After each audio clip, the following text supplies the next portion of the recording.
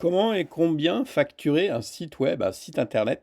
Je voulais vous partager mon expérience pour un client que je viens d'avoir là, qui m'a demandé une migration de site web. Une migration, c'est-à-dire on passe d'une technologie A à une technologie B. Donc là, c'est une migration vers WordPress d'une autre technologie. Une autre technologie, ça peut être du Wix ou d'autres choses. Donc c'est vrai que quand on démarre, souvent on se demande comment faire, comment présenter, combien facturer. Donc là, voilà, il commence. J'ai rempli un formulaire où j'ai mis l'adresse du site web et il me renvoie ça quelques jours après. Donc d'ailleurs, ce qui est intéressant, c'est que c'est un document que je peux directement signer en ligne. Je peux directement signer la proposition. Donc ça va très rapidement. Donc ils mettent la présentation, ok, de ce qu'ils font. Ils disent un mot sur eux. D'accord? Et puis après, voilà, ils commencent directement dans le devis.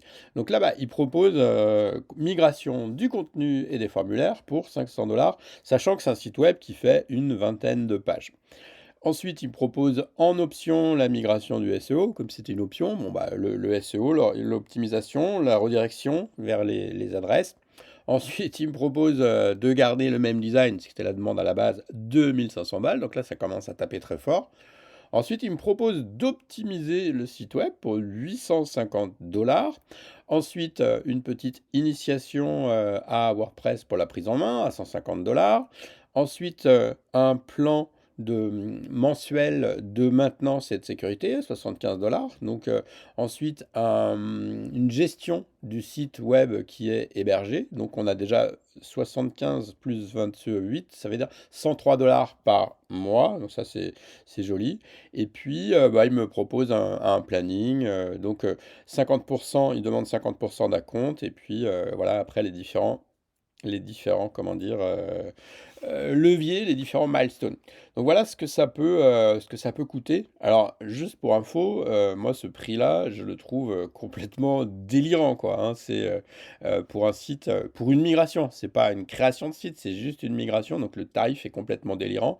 Et pour info, j'ai pu trouver un prestataire sur Fiverr. D'ailleurs, je vous mettrai le lien en description.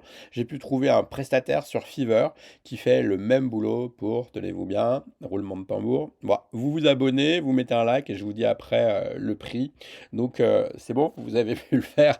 Donc le prestataire que j'ai trouvé fait le même boulot pour 100 $ à la place de 4200. Bon, après, il fait pas l'hébergement, etc. Mais voilà, c'est pour vous dire que les prix sont élastiques en fait. Ça, je vous dis pas qu'il faut facturer 100 $ ou 4200 $, mais voilà, il n'y a pas vraiment de bonne réponse. Mais là, ça vous donne une fourchette un peu haute.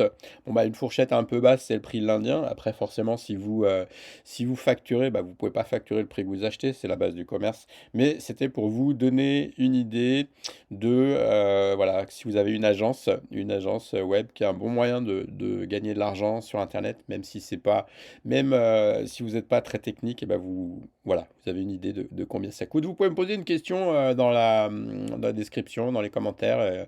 Je vous apporterai mes réponses et mon expérience. Je vous dis belle journée, à plus, ciao.